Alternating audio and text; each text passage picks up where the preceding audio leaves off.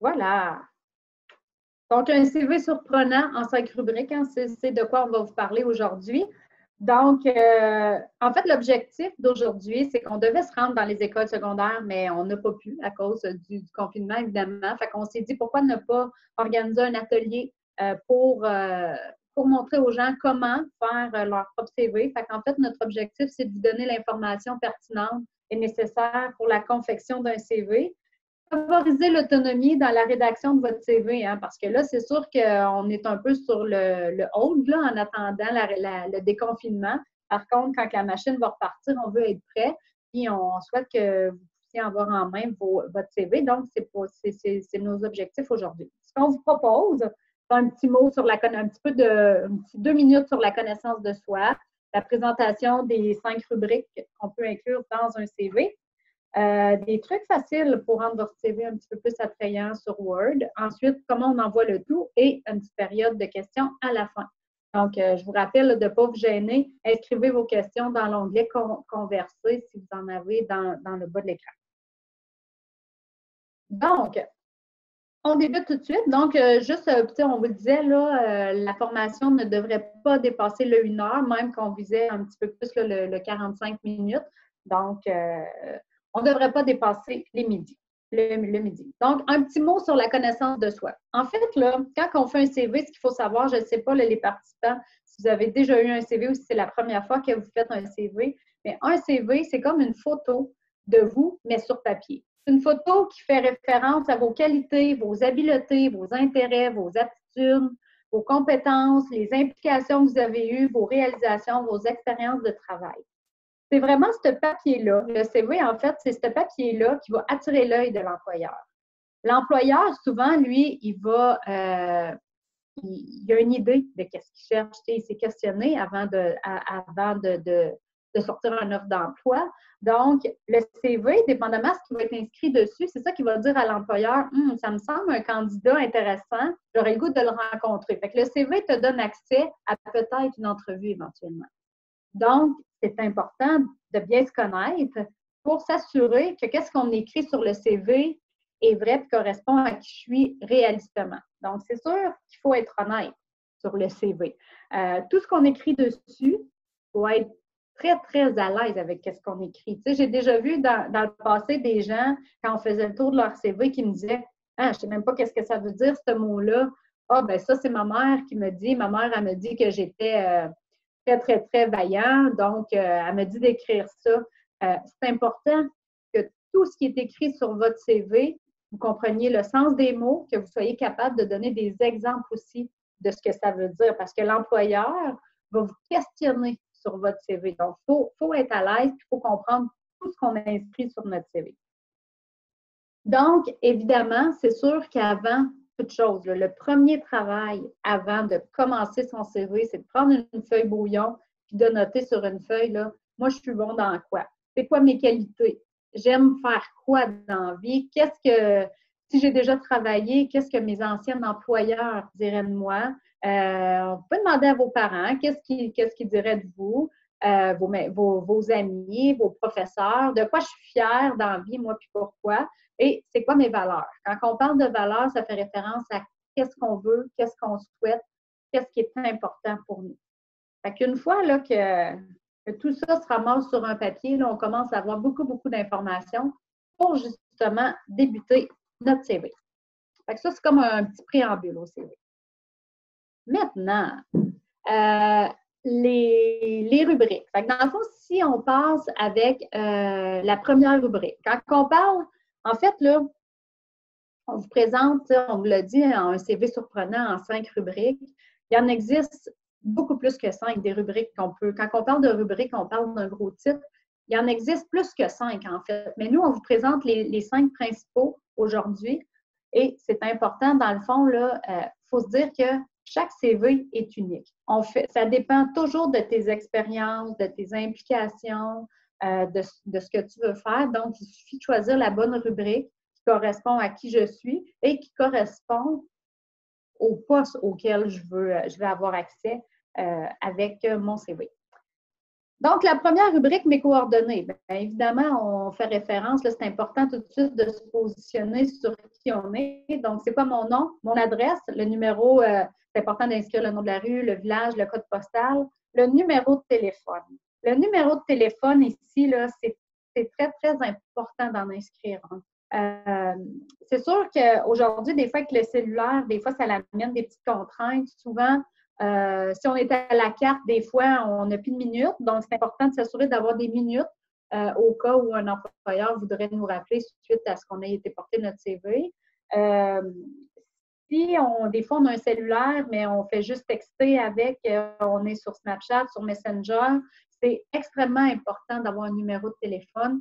Si ce n'est pas le vôtre, vous pouvez mettre le numéro de téléphone de quelqu'un d'autre. Par contre, c'est important d'avertir la personne que vous avez mis son numéro de téléphone sur votre CV pour qu'elle puisse vous transmettre le message si un employeur vous contacte à ce moment-là.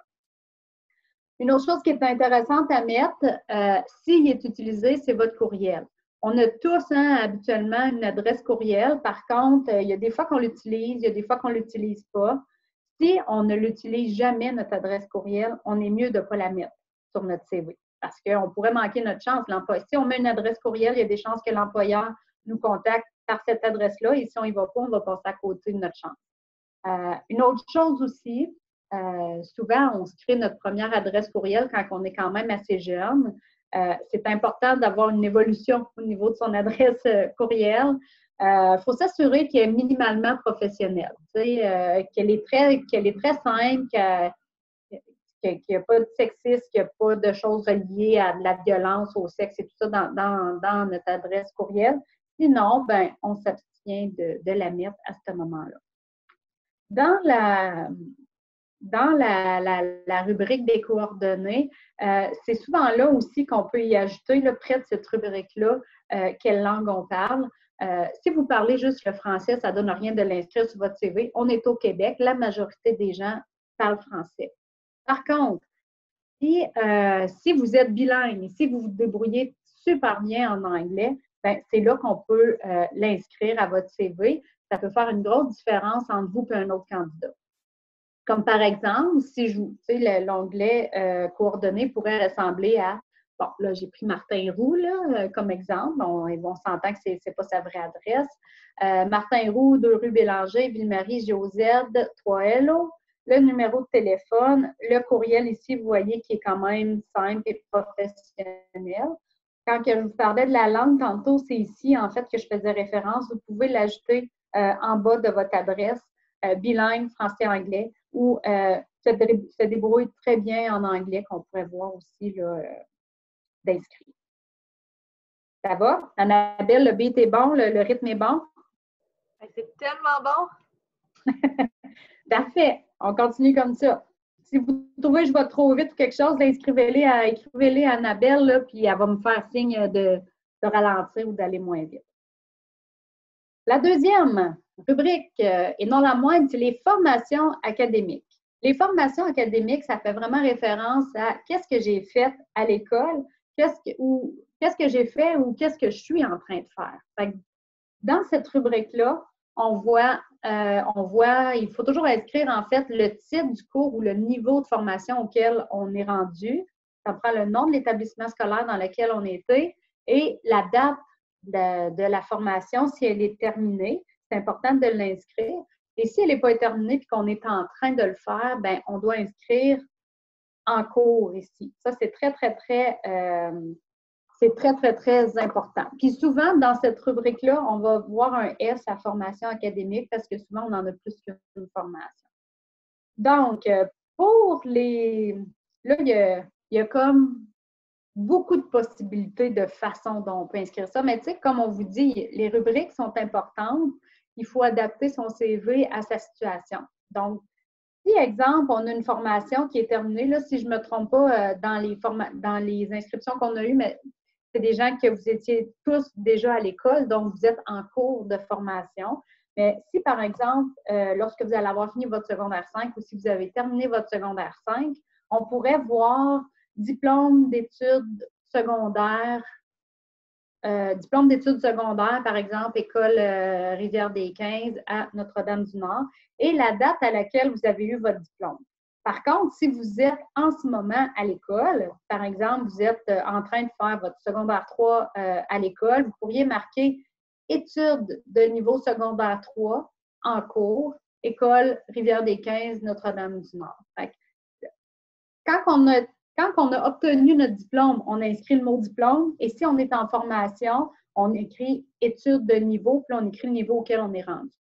J'espère que c'est quand même assez clair. Des fois, même chose dans le fond, pour une fois que vous allez avoir fini votre secondaire, si vous en allez au cégep, vous en allez faire un DEP et tout ça, diplôme d'études professionnelles, diplôme d'études collégiales, ou si vous êtes en train de faire, par exemple, un cours en électricité, études de niveau professionnel en électricité à telle école et tout ça. Si jamais d'entre vous, il y en a qui sont aux adultes, hein? Souvent on sait aux adultes ou quand on est, par exemple, si je ne me trompe pas, dans la classe de Paris à l'école Marcel Raymond, souvent on va faire des niveaux secondaires différents. Des fois, on va faire du français 2, de la maths de 4, de l'anglais de 5, c'est un peu selon où on est rendu. À ce moment-là, on peut marquer études de niveau secondaire en cours. Ça laisse place au questionnement. Donc, à ce moment-là, c'est sûr qu'il faut se préparer à répondre à l'employeur qui va nous dire études de niveau secondaire, ça veut dire t'es rendu où, t'as quoi. Puis là, à ce moment-là, on peut en discuter avec l'employeur, mais on n'inscrit pas sur le CV tout où est français secondaire 3, maths secondaire 4, anglais secondaire 5, ça viendrait trop lourd sur le CV. Donc, on écrit études de niveau secondaire. Une autre possibilité, par exemple, si on est aux adultes, si on a quitté l'école secondaire, on n'a pas nécessairement fini notre secondaire pour avoir notre diplôme, il y a aussi un TDG qu'on appelle un test de développement général qui existe. Si jamais vous l'avez, il y en a souvent qui vont écrire, qui ont leur équivalence de secondaire 5. Moi, je vous propose plutôt d'utiliser le TDG, en fait, test de développement général, le Centre Frère Moffett de Ville-Marie, par exemple. Je pense que c'est mieux de l'inscrire comme ça. Est-ce qu'il y a d'autres possibilités? TDG. Voilà. Ça, c'est pour les formations académiques. Vous voyez ici, en dessous de formation académique, j'ai une petite flèche qui dit « Autres formations ». C'est comme une sous-catégorie des formations académiques, mais ça peut devenir une sixième catégorie en soi aussi dans votre CV. C'est comme vous voulez. Quand on parle des autres formations, on parle de toutes les formations complémentaires que vous pouvez faire en dehors du réseau scolaire. Les formations, que ce soit le RCR, les formations de gardienne avertie, vous avez fait des formations pour avoir des cartes de compétences, des accréditations, tout ça. C'est dans cet onglet-là qu'on peut inscrire ces formations-là. Fait que toujours penser d'inscrire, c'est quoi le nom de la formation, c'est où je l'ai suivi, puis c'est à quelle date, à quel moment je l'ai fait. Par exemple, on pourrait avoir formation académique, diplôme d'études collégiales, techniques, par exemple, en génie civil, au cégep d'Abitibi-Témiscamingue en mai 2020. Diplôme d'études secondaires à l'école Marcel Raymond de Lorrainville en juin 2017. Que je vous parlais tantôt, pour ceux qui, par exemple, sont en cours de formation, études de niveau secondaire 4 en cours au Centre Frère Moffett de Ville-Marie. Une chose qu'il faut s'assurer, par contre, un CV, c'est évolutif dans le temps. Si vous avez eu votre diplôme d'études secondaires et que vous l'inscrivez comme ça, diplôme d'études secondaires, c'est correct, ça ne bougera pas. Par contre, si vous êtes en secondaire 4 en ce moment et que vous marquez études de niveau secondaire 4, il faut penser l'année prochaine, quand vous allez changer de niveau, d'aller mettre à jour votre CV et d'aller inscrire études de niveau secondaire 5. C'est la petite bémol qu'il faut faire attention si on choisit d'utiliser cette formule-là. Ça va? Pouce en l'air, Annabelle, si ça va? Good. Troisième rubrique, une autre rubrique qui est quand même importante. Hein. C'est sûr que les expériences professionnelles, la formation académique, c'est deux rubriques auxquelles on ne peut pas passer à côté. Celle-là, c'est une des plus importantes parce qu'en fait, elle fait référence à où vous avez déjà travaillé, qu'est-ce que vous savez faire, qu'est-ce que vous avez déjà fait. L'employeur, là, il veut savoir où vous avez travaillé, mais il veut aussi savoir c'est quoi les tâches que vous avez faites dans le travail que vous avez exercé. Parce qu'on peut dire, par exemple, on a travaillé au Béco à Lorrainville. Par contre, on veut savoir, avez-vous travaillé dans le poulet? Avez-vous travaillé au gaz? Avez-vous travaillé avec la caisse enregistreuse? Est-ce que vous avez fait l'ouverture, la fermeture des magasins? C'est important d'énumérer les tâches que vous avez faites. Les expériences professionnelles, en fait, tout comme dans la rubrique de formation académique, il faut les classer en ordre antichronologique. Fait que ça, en fait, ce que ça veut dire antichronologique, c'est de la plus récente à la moins récente. Donc, aujourd'hui, en 2020, mettons, j'ai un emploi. Ensuite, qu'est-ce que j'ai fait en 2019, en 2018, en 2017? Il faut les mettre en ordre antichronologique. Si, en ce moment, je suis, dans le fond, en emploi, ça se peut, hein, des fois qu'on est en emploi et qu'on cherche carrément un autre travail. Par exemple, si je reprends mon exemple de Béco, je peux être pompiste chez Béco à Lorrainville. Je travaille là depuis janvier 2019. Donc, de janvier 2019 à aujourd'hui, parce que je suis encore à l'emploi. Mais si je ne serais plus à l'emploi puis que j'aurais donné ma démission, de janvier 2019 à mars 2020, par exemple.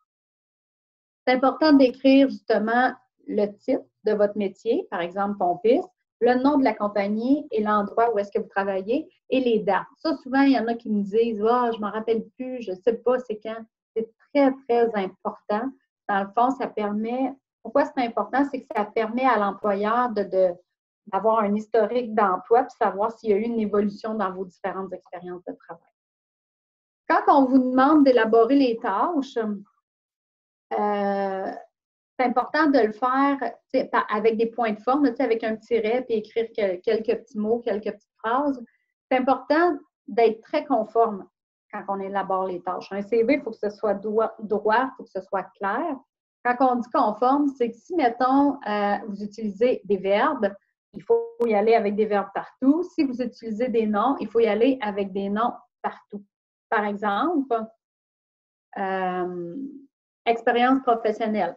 Pompiste dépanneur Béco à Lorrainville, 2017 à aujourd'hui. Si vous prenez des verbes, servir les clients, offrir le service à la pompe, opérer la caisse enregistreuse, si vous avez une autre expérience de travail, vous devez aussi commencer, dans le fond, votre énumération de tâches par des verbes. L'autre exemple, c'est avec des noms. Si, mettons, vous avez fait des travaux d'hiver pour des particuliers. Travaux d'hiver, on fait référence à la tonte de pelouse, de la peinture de clôture, du jardinage, du gardiennage, plein de choses.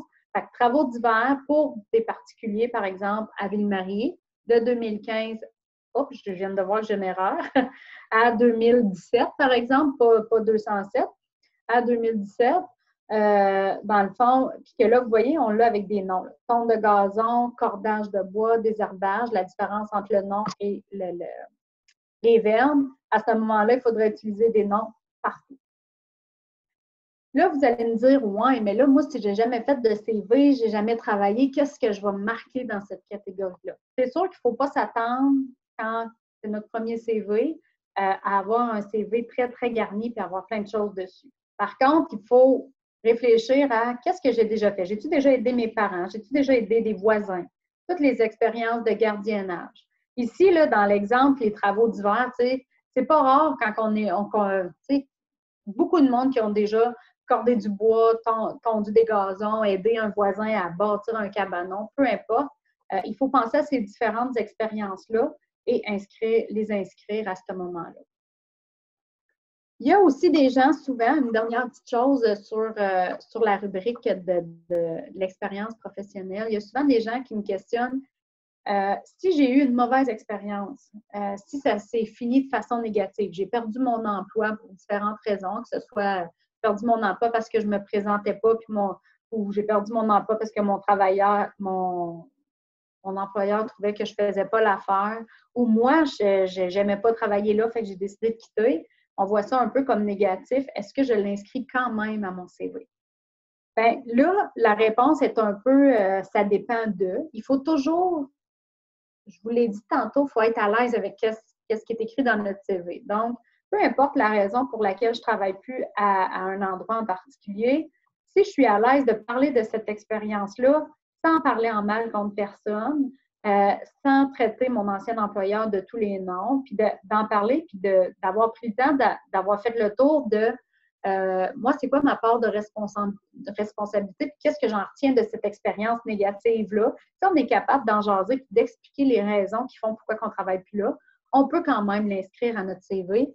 Même moi, je vous dirais que c'est très mature aussi de prendre le temps de le réfléchir puis de l'inscrire quand même, parce que sinon, ça peut laisser un trou dans notre CV. Puis ça peut amener d'autres questionnements de la part des employeurs. Donc, si jamais des fois, c'est quelque chose qui vous est arrivé, gênez-vous pas pour faire appel à nous au Carrefour. Là, nous, on est là pour vous aider justement à savoir comment parler de cette expérience-là sans que ça nous casse, sans que ça joue contre nous, mais qu'on soit capable quand même d'en parler de façon constructive. Ça va? Quatrième, ça va vite. Déjà 11h30. Quatrième rubrique, aptitude professionnelle. On peut aussi appeler cette rubrique-là aptitude professionnelle ou qualité personnelle. Quand on parle d'aptitude professionnelle, on dit que c'est une disposition naturelle ou acquise de quelqu'un à faire quelque chose. En fait, ce que ça veut dire, une aptitude professionnelle, c'est comme si, de façon magique, là, tu sais, ça, je l'ai. Ça, je suis capable de le faire. Je l'ai à cause que ma personnalité, la personne que je suis, m'amène à me dire que je serais en mesure de le faire. On ne peut pas parler d'une compétence, parce qu'une compétence, c'est quelque chose que j'ai exercé, que j'ai fait, puis là, je peux affirmer que je suis bon là-dedans. C'est comme, par exemple, si j'ai travaillé au Béco, j'ai travaillé à l'épicerie, puis que les clients m'aimaient, puis que j'étais très sympathique et tout ça, on peut dire que j'ai une compétence au niveau du service à clientèle. Si je n'ai jamais travaillé auprès du service à clientèle, je ne peux pas inscrire bon service à clientèle sur mon CV. Fait que dans mes aptitudes professionnelles, je pourrais voir, par exemple, facilité à entrer en contact avec des gens, très souriant, bonne communication. En fait, c'est des atouts que j'ai dans ma personnalité qui fait en sorte que je pense que j'ai le profil idéal pour faire un métier. Il faut toujours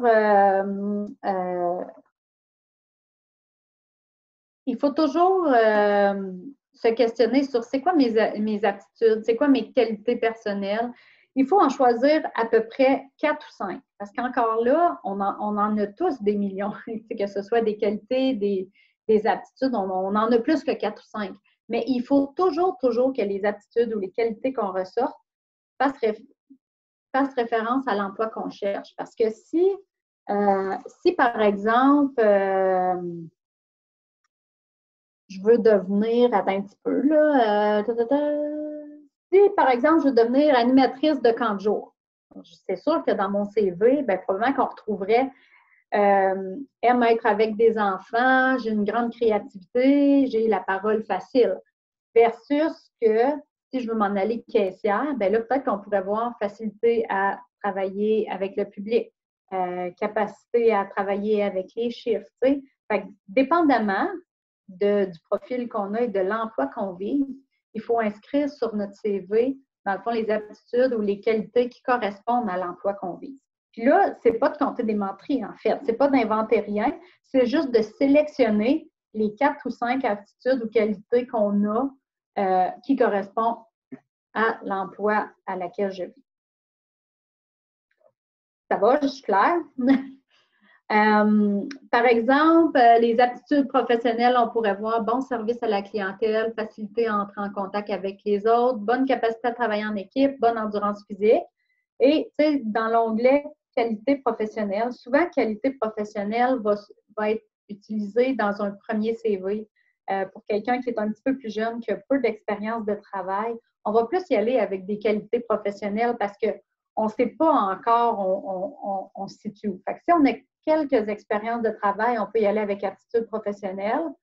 Si c'est notre premier CV, qu'on a peu d'expérience ou des expériences de gardiennage ou de tonte de gazon, on pourrait opter pour l'onglet qualité professionnelle. Puis là, ben, on demande à nos profs, on demande à nos parents, c'est quoi mes qualités, moi, c'est quoi qui fait en sorte que je serai un bon travailleur?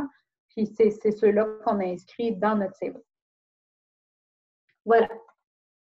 5e rubrique, déjà, implication sociale. Ça, là, implication sociale, là, ça fait référence à tous les projets, les activités que vous vous impliquez de façon bénévole. Quand on dit implication sociale, c'est le mot qui remplace en fait le bénévolat, c'est que je m'inscris, je m'implique dans quelque chose sans être payé en retour. Ça, là, c'est une rubrique qui est quand même intéressante dans le CV parce qu'elle fait référence vraiment à ta capacité à t'engager dans quelque chose sans rien attendre en retour. Puis souvent, ça va parler de tes intérêts aussi parce qu'on va s'impliquer dans des choses pour lesquelles on a de l'intérêt. Donc, il faut inscrire tous les projets académiques. Tu sais, à l'école, on en fait beaucoup des choses des fois, que ce soit au niveau sportif, au niveau culturel, au niveau organisation de toutes les fêtes, que ce soit dans le conseil de vie étudiant, peu importe. Il faut inscrire tous les projets de l'école dans lesquels on s'est impliqué. Est-ce qu'on a déjà participé, par exemple, à l'organisation d'événements dans notre village, que ce soit un tournoi de balle, le bal des finissants, une fête familiale, la fête de Noël, peu importe, des événements sportifs. Est-ce qu'on a déjà fait du bénévolat dans les festivals, dans les différents événements au Témiscamingue? Tout ça, c'est des choses qu'on peut voir inscrites dans l'onglet implication sociale. Par exemple, joueur dans l'équipe de volleyball, tu sais, si vous faites partie je prends l'exemple de l'école Marcel Raymond, le mouvement Tamia, je ne connais pas le nom, là, mettons, pour ceux qui jouent au volleyball là, à l'école Rivière-des-15, mais on peut l'écrire, ça. Encore là, si on est encore dedans aujourd'hui, 2018 par exemple, à aujourd'hui, on inscrit les dates à laquelle on le fait. Si on était bénévole dans un festival, par exemple, au Festival Western, on a surveillé les jeux gonflables pour les enfants. Comme membre du comité de vie étudiante dans notre école. Des fois, il y a différents clubs aussi là, dans les écoles, là, peu importe. Fait c'est dans cette catégorie-là que vous pouvez les inscrire. Maintenant, ça, c'est les 5 grandes rubriques là, qui fait le tour là, un peu là, Quand on parle de rubriques, là, Annabelle va vous montrer tantôt comment on peut positionner notre CV dans le fond là, sur notre page, là, mais les rubriques, c'est comme les gros titres. Puis là, moi, je vous ai donné l'information à mettre dans vos gros titres. Il y a quand même des règles de base qui sont très importantes à respecter quand on fait un CV. D'abord, il faut commencer, soit utiliser un modèle qui existe déjà, soit utiliser un modèle qui existe déjà ou aller chercher ou partir d'une page Word vide. Là, je vous le dis, la confection d'un CV, c'est quelque chose qui demande beaucoup, beaucoup, beaucoup de patience. Comme je vous l'ai dit tantôt, il faut prendre le temps de se questionner. Il faut prendre le temps de réfléchir à ce que j'ai fait, c'était quoi mes tâches préférées, dans quoi j'étais bon. Il faut, tu sais, ça prend du temps. C'est pas un travail botché qu'il faut faire quand on fait un CV parce qu'il ne faut pas oublier que c'est ce papier-là qui vous représente, qui va vous permettre d'accéder à un niveau supérieur dans votre recherche d'emploi. Donc, c'est important que votre CV n'ait pas de faute. Ça, là, je vais vous dire, puis un petit conseil, vous pourriez le faire lire à quelqu'un une fois qu'il est écrit. Parce qu'à un moment donné, tu sais, vous avez tous fait des cours de français, là, quand on écrit un texte, qu'on lit, on relit, on ne voit plus nos fautes, on est trop habitué de lire nos choses. Donc, faites-les lire à quelqu'un pour que la personne puisse justement là, corriger vos fautes. Un maximum de 2 pages pour un CV. Souvent, on va voir juste une page, puis c'est bien correct aussi. L'important, c'est que si on utilise juste une page, ou même si on en utilise 2, il faut que les pages soient bien remplies, bien proportionnées, mais on utilise un maximum de 2 pages pour ne pas décourager l'employeur. Si vous faites un CV de 4-5 pages, probablement qu'elle direct en partant, il va être découragé parce que l'employeur, il est pressé, il y accorde pas toujours nécessairement beaucoup de temps. Fait que c'est souvent qu'est-ce qu'il y a au début du CV qui va attirer son attention. Donc, si le CV est trop long, automatiquement, il va le mettre de côté. Donc, maximum 2 pages. C'est important que ton CV soit à ton image. On peut utiliser, ici, là, je l'ai marqué, là, de la couleur, des formes, différentes choses. Fait que c'est important qu'il soit à ton image, qu'il te représente bien. Les catégories. Là, je vous ai présenté 5 grandes catégories, dans le fond, 5 rubriques d'un CV. Pour choisir l'ordre dans lequel on les met, ça dépend toujours de où je veux aller porter mon CV. Si vous avez par exemple, l'expérience nécessaire, le cours, mettons qu'il vous demande un diplôme d'études secondaires pour aller travailler là, puis vous l'avez, bien, vaut mieux mettre les formations académiques en premier, puis mettre les expériences après. Si vous n'avez pas l'expérience académique que l'employeur demande, mais que vos qualités professionnelles ou vos expériences de travail démontrent que vous allez être en mesure de faire le travail, c'est ces rubriques-là qu'on met en premier. Fait que l'ordre du CV va vraiment dépendre de qu'est-ce que je veux qu'il ressorte, qu'est-ce que je veux que l'employeur il voit en premier dans mon CV. Bien évidemment, là, votre nom, votre adresse est au début, là, mais je parle pour les autres rubriques. Pas de date de naissance, pas de photo, pas de numéro d'assurance sociale. Puis là, je sais, si vous avez été sur Google, tapez modèle de CV. Tous les modèles de CV ont des photos. Je ne sais pas pourquoi ils font ça. Annabelle, ma collègue tantôt, là, va vous montrer comment aller chercher des modèles de CV sur Word. Ceux-là, ils n'ont pas de photos. Fait que des fois, peut-être prioriser ceux-là. Mais sinon, vous pouvez quand même prendre des modèles juste pour mettre la photo. Pourquoi qu'on ne veut pas de photo? Pourquoi qu'on ne veut pas de date de naissance? En fait, c'est juste pour ne pas porter préjudice. Ça pourrait faire en sorte que l'employeur mette votre CV de côté juste parce que, par exemple, il y a quelque chose qui ne l'attire pas dans, par exemple, votre photo, mais tu sais, sans avoir pris la peine d'aller vous questionner puis vous rencontrer. Ce qu'on veut, c'est attirer l'attention. Donc, on y va le plus neutre possible. Fait en ordre décroissant, ça, c'est ce que je vous disais tantôt. Fait que toujours aller de l'expérience la plus récente à la moins récente. Toute l'information ici qu'on retrouve sur le CV, il faut que ça soit de l'information pertinente. On essaye que ce soit clair, que ce soit facile de se repérer, que ce soit droit. Il faut mettre de l'information, mais trop, c'est comme pas assez. Fait qu'il faut doser, il faut que ce soit pertinent, qu'est-ce qu'on écrit. Il faut avoir de la facilité à se repérer dans notre CV. On peut utiliser de la couleur, des différentes formes, tout ça dans notre CV. Par contre, il ne faut pas que ça prenne toute la place. Il faut mettre l'emphase sur qui on est, sur nos expériences, sur nos compétences, sur nos tâches, mais pas nécessairement sur la couleur. La couleur, c'est juste pour rendre un petit peu plus chic. Si jamais vous faites 2 pages de CV, c'est important quand vous allez l'imprimer de ne pas utiliser le recto verso. Ils disent de toujours utiliser le recto, c'est plus facile. Si jamais vous avez 2 pages, gênez-vous pas, vous pouvez les brocher ensemble. C'est clair? Là, maintenant, là, j'ai assez parlé, je pense. Là. J'espère que je ne vous ai pas trop étourdi. Je vais laisser la parole à ma collègue Annabelle qui, elle, va maintenant là, vous dire l'essence, qu'est-ce qui est le plus le fun, en fait, là, moi, j'avais la partie plate, là. Mais qu'est-ce qui est le plus le fun, en fait, là, c'est de rendre son CV beau et attrayant. Fait qu'elle va vous donner des petits trucs qu'il y a sur Word pour rendre votre CV un petit peu plus beau. Fait que je vais juste arrêter mon partage d'écran pour laisser Annabelle prendre le contrôle. C'est fait, je pense, hein? Ouais, c'est fait. Merci, Fanny. Bravo, c'était bon. Oui. Donc, je vais partager à mon tour mon écran. Ce que j'ai fait, en fait, c'est que j'ai inventé le CV de quelqu'un qui n'existe pas vraiment. Mais je suis désolée. Ah. Hein, le travail à la maison, ça inclut les chiens. Mais donc, vous voyez un CV, c'est facile de mettre en ordre tout ce qu'on veut mettre, mais ce n'est pas nécessairement attrayant. Puis comme Fanny disait au début de la formation, un CV, c'est toi, en fait. C'est une photo de toi. C'est vraiment pour te décrire. On peut comparer le CV aussi à un livre, en fait. Parce que c'est comme si il y avait un titre, des chapitres, mais tout sur une page. Fait que le titre d'un CV, c'est toi. C'est de toi que ça parle. Fait que souvent, on essaie de grossir. Fait que vous voyez, là, moi, ma personne s'appelle Alicia Bilodeau. Donc, je pourrais le mettre en gras, puis vraiment grossir parce que c'est elle le titre du CV. Puis même, je pourrais me gâter puis aller changer l'écriture. Fait que là, vous voyez, je vais en haut, j'ai mis le gras. Ici, j'ai changé l'écriture, j'ai grossi mon texte.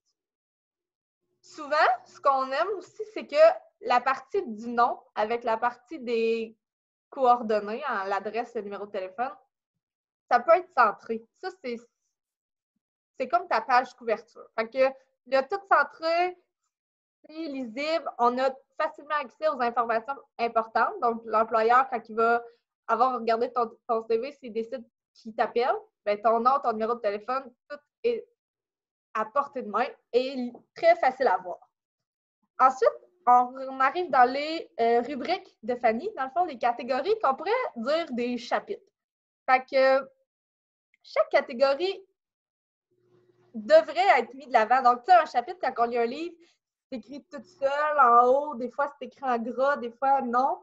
Fait que, encore une fois, je vous propose de le mettre en gras. C'est vraiment... puis de grossir l'écriture. Là, vous voyez, je mets souvent mes écritures à 12. Bien, en fait, je vais mettre à 14. Ce qu'on propose, c'est que dans un CV, on essaie de ne pas mettre l'écriture plus petite que 10 parce que visuellement, c'est pas facile à voir imprimé ou sur l'ordinateur, on peut grossir le fichier comme on veut, mais quand on est sur un papier imprimé, le format 10, c'est pas mal le plus petit qu'on propose pour que ce soit accessible et facile à lire. Donc, on peut aussi, avec les catégories, les souligner. Fait qu'ici, on a la barre de soulignement qu'on peut souligner facilement comme ça.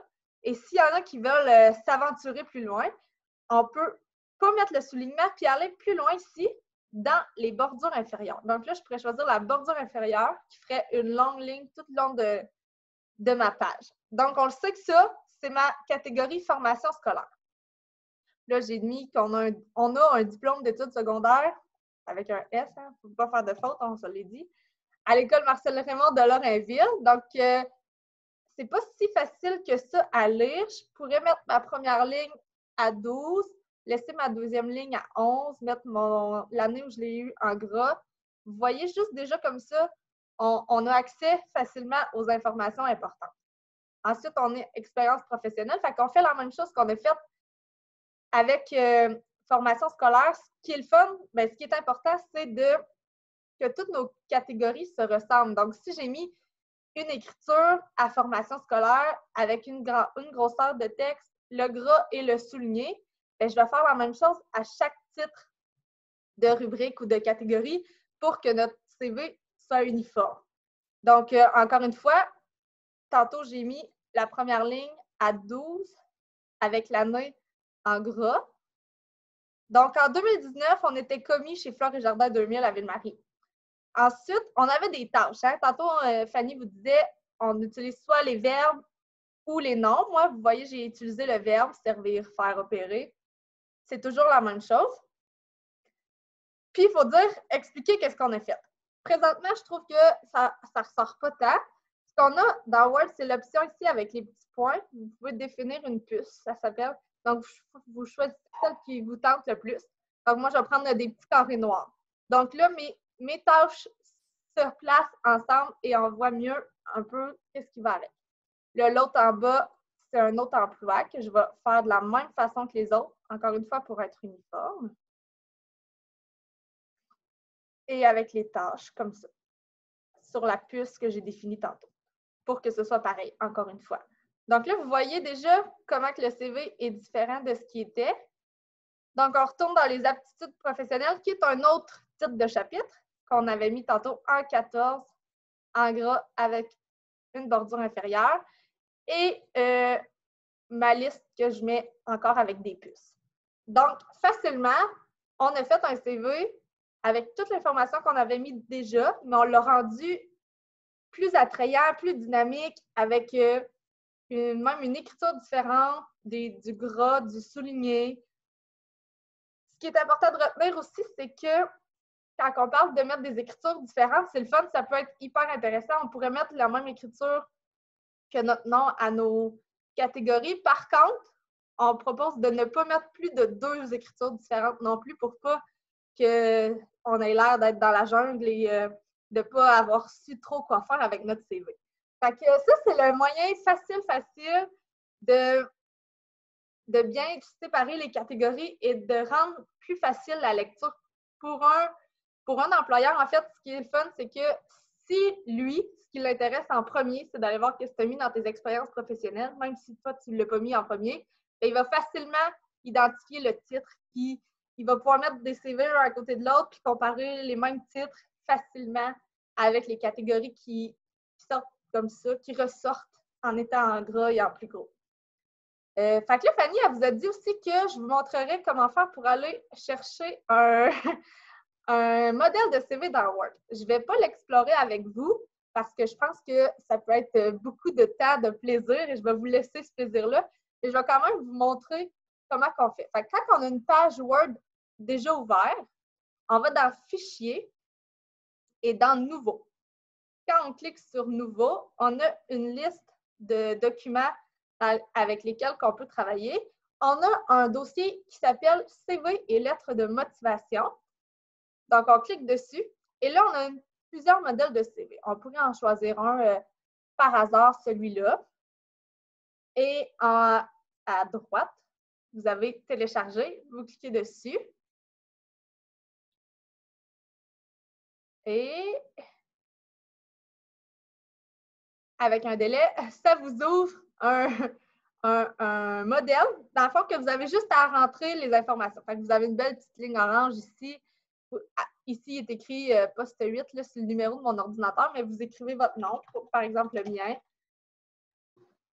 On ne le voit pas, Annabelle, on voit le CV d'Alicia en ce moment. Ah, OK.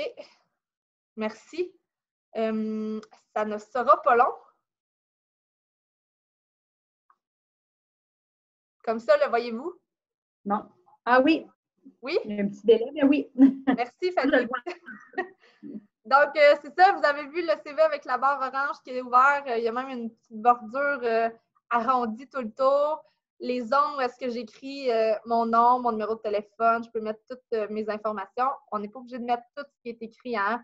Eux, ils suggèrent des choses. On n'est pas obligé de mettre l'adresse de notre site web. Clairement, si on n'est peut-être pas rendu là non plus. Puis, mais tout peut être changé, tout texte peut être changé. Donc, ça peut être une façon simple d'aller écrire nos informations sans avoir à jouer nécessairement avec l'ensemble des outils de Word. Puis, Fanny, j'aurais-tu d'autres choses à te dire?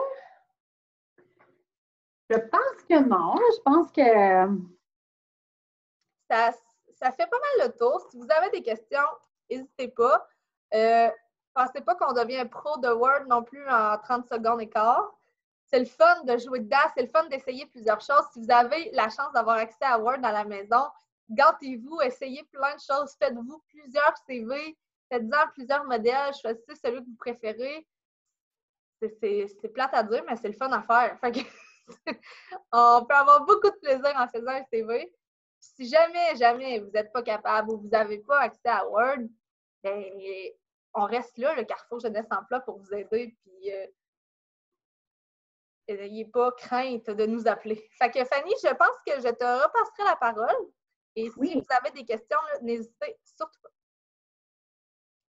Parfait. Donc, je vais repartager mon écran. Voilà. Je suis là. Donc, on serait rendu à envoyer le tout. Hein, Annabelle, là, moi, je vous ai parlé des rubriques. Fait que là, on sait qu'est-ce qu'on doit mettre dans notre CV. On sait comment aller le travailler sur Word. Là, notre CV, il est fini. C'est pas tout. Notre travail n'est pas fini, par exemple. On doit l'envoyer. Quand on parle d'envoyer, c'est l'envoyer, dans le fond, l'envoyer à l'employeur. Hein? Fait qu'on peut choisir différentes options. On peut choisir d'appeler notre employeur, de prendre rendez-vous, d'aller lui mener en personne ou tout simplement de l'envoyer par courriel. J'ai mis l'onglet Facebook aussi, c'est pour faire un petit rappel de faire attention aux réseaux sociaux. Je ne vous propose pas nécessairement de l'envoyer par Messenger, à moins que ce soit à la demande de l'employeur, mais sinon, je favoriserais soit en personne ou par courriel. Je pense que c'est ce qui reste le mieux. C'est sûr qu'il vaut toujours mieux parler de vive voix, dans le fond, soit à l'employeur ou au responsable des ressources humaines. Le responsable des ressources humaines dans une entreprise, c'est la personne qui s'occupe de prendre les CV. Donc, moi, je vous propose toujours de lui avoir parlé par téléphone avant de lui envoyer votre CV. Comme ça, il s'attend à le recevoir. Là, c'est sûr qu'en temps de confinement, habituellement, moi, je propose toujours d'aller porter votre CV en personne. Ça vous permet de serrer la main, de vous présenter, puis déjà de parler avec l'employeur. En temps de confinement, en ce moment, c'est peut-être un petit peu plus difficile, mais gênez-vous pas pour téléphoner puis d'envoyer votre CV par courriel.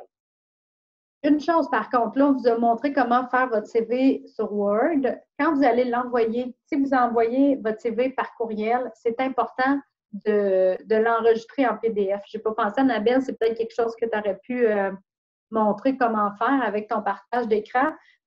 Mais en fait, après, si tu veux. OK. En fait, l'idée, est-ce que je suis jammée? Non, ça va? Non, ça va. Okay. Ça me disait que mon Internet n'était pas stable. L'idée d'enregistrer son CV Word en PDF. Le PDF, ce que ça vient faire, c'est que ça va solidifier votre CV. Ça prend vraiment une photo.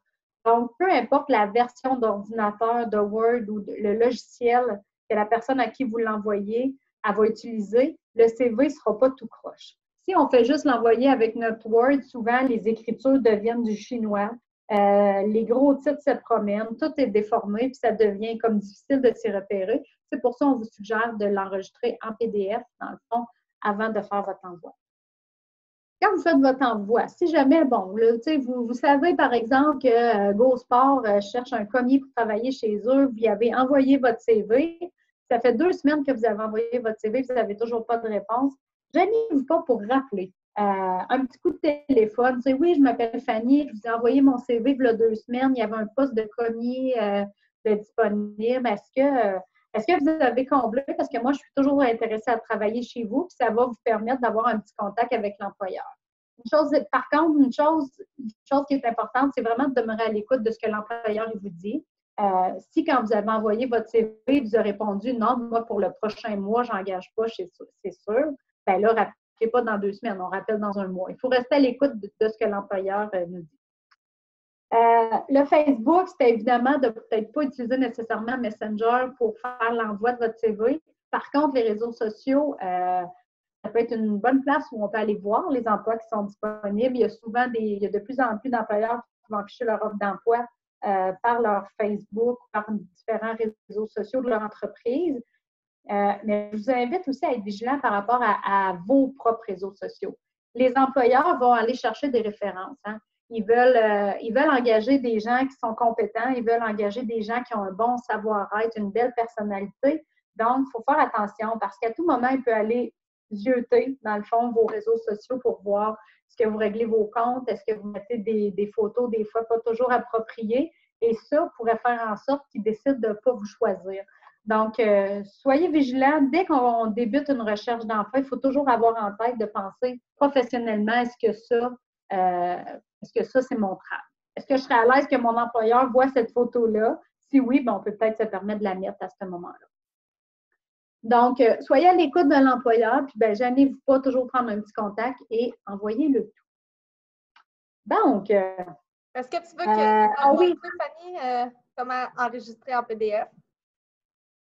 Oui, juste une petite affaire par contre, avant je viens de voir mon petit pop-up qui vient de dire que j'ai oublié.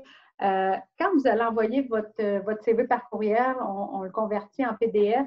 C'est important d'écrire un petit message à l'employeur. Bonjour, je m'appelle Fanny. Il me fait plaisir de vous envoyer mon CV qui se trouve en pièce jointe dans ce courriel. Je suis intéressée à travailler comme commis chez vous, par exemple. C'est important de ne pas juste envoyer le CV en pièce jointe, sans message. Ça démontre, dans le fond, ce que vous écrivez. Là, je ne vous dis pas d'écrire un roman, mais d'écrire 2-3 phrases qui peuvent faire un rappel sur qui vous êtes, qu'est-ce que vous cherchez, vous êtes disponible quand. Moi, je suis disponible les fins de semaine, j'aimerais travailler chez vous. Merci de prendre connaissance de mon CV. Ça démontre à l'employeur que vous avez pris le temps de vous questionner puis de faire votre démarche correctement. Ça peut déjà faire une petite différence là, au niveau du choix du candidat.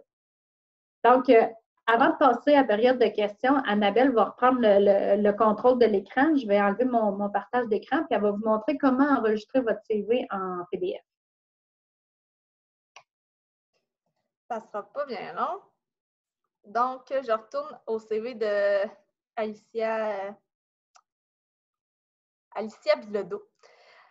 Alors, tantôt, je vous ai montré comment aller chercher un modèle de CV déjà fait sur Word. Dans Fichier, c'est la même chose. Donc, vous faites Fichier, Enregistrer sous. Ça, c'est quand vous allez enregistrer un dossier dans votre ordinateur. Est-ce que tu le vois, Fanny, mon enregistré sous? Oui. OK.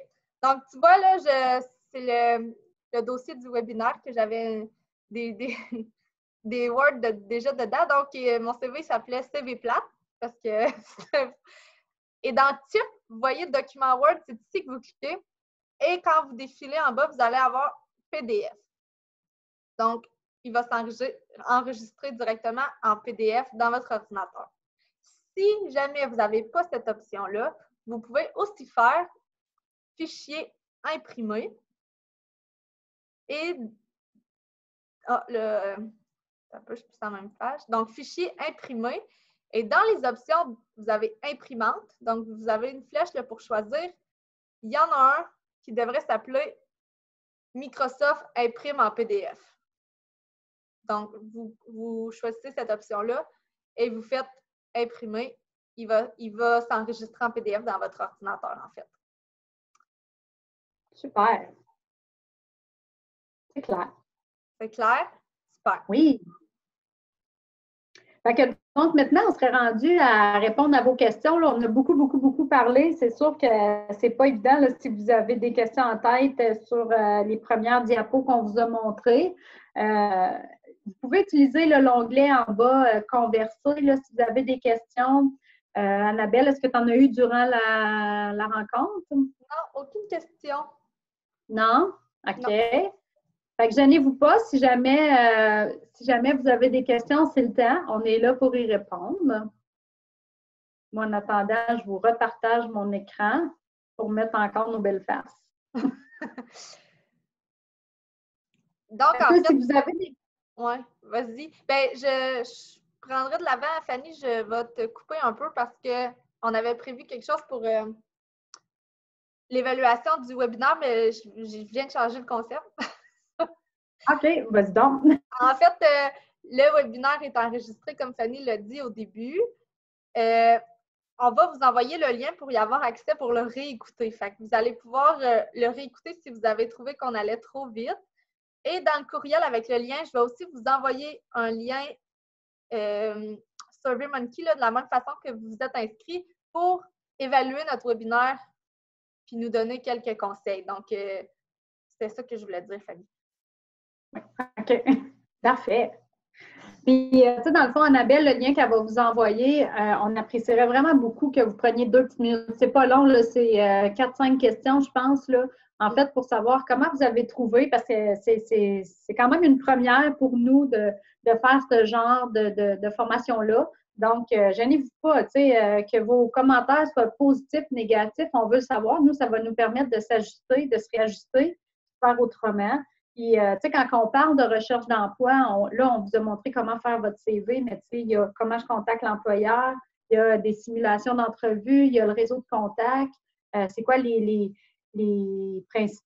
principales habiletés sur le marché du travail. Il y a différentes choses qu'on pourrait vous retransmettre éventuellement.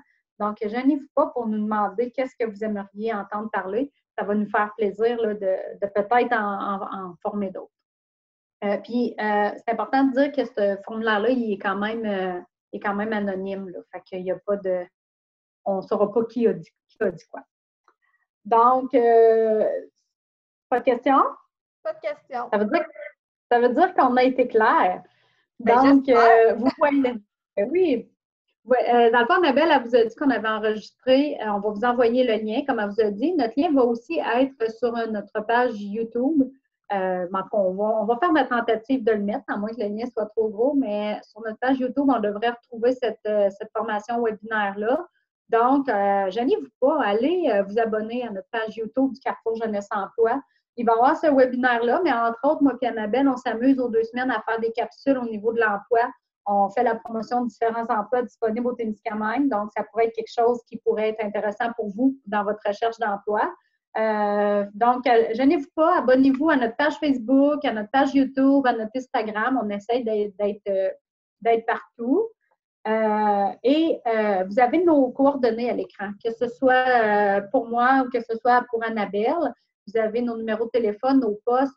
Même si on travaille de la maison, on reste disponible en télétravail. On devrait retourner au travail bientôt, mais on reste disponible. Donc, gênez-vous pas. Là, on vous a garroché plein d'informations. Si vous avez besoin d'aide pour fignoler le tout ou pour trouver un travail, savoir où aller mener votre CV, appelez-nous. Ça va nous faire plaisir là, de poursuivre avec vous autres. d'ici quelques semaines, là, d'ici une semaine ou deux, moi ou Annabelle, on devrait rentrer en contact avec vous, savoir là, si vous avez complété votre CV, puis si vous souhaitez avoir un coup de main là-dedans. Mais gênez-vous pas, vous pouvez nous devancer là, puis nous appeler. Ben voilà, je pense que j'ai tout dit. S'il n'y a pas de questions, on vous laisserait là-dessus. Midi 3, on a dépassé un peu notre heure. Mais on espère que ça a été intéressant pour vous. Faites attention à vous, respectez les consignes là, de distanciation sociale. Pour ceux qui continuent l'école à la maison d'ici la fin de l'année, on vous souhaite un bon succès, une bonne fin d'année malgré les circonstances qu'on vit. Puis, bon succès dans vos démarches de recherche d'emploi. À la prochaine!